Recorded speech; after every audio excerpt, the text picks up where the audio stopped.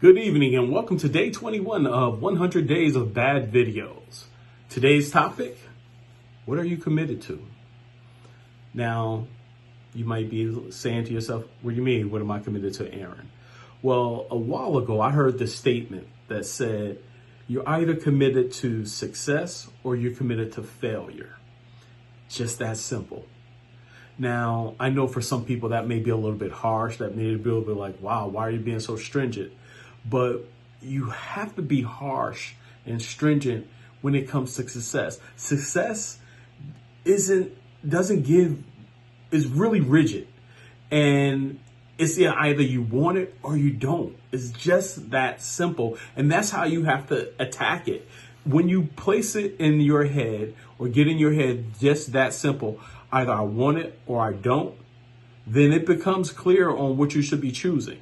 So are you committed to success or are you committed to failure? Or some people may say mediocrity. Either way, simple form is either you're doing what you're supposed to do to get what you want or you're not. So when I ask myself that question, I have to say, hey, thus far, I've been committed to failure. Now, don't get me wrong. I'm not negating or taking away any of my past success that I had. I'm not taking away any of my blessings that I had. I am truly 100% grateful for everything that God has given me. But at the same time, I realize that God has put more in me. He has given me so much, and I should be given a lot more than I'm giving. So with that understanding, that's where the rigidity comes in.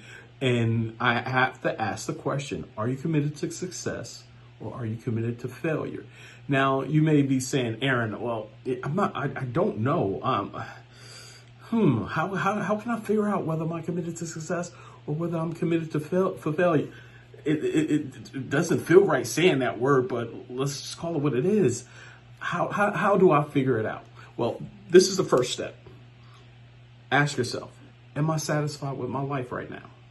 No matter how blessed your life is, are you satisfied? And if the answer is no, then guess what? You're not giving everything that you're supposed to be giving. It's not saying that you're not grateful. This has nothing to do with being grateful. This has everything to do with you fulfilling your purpose. And if you're not satisfied, if something is nagging at you day in and day out that you should be doing more, you could be more.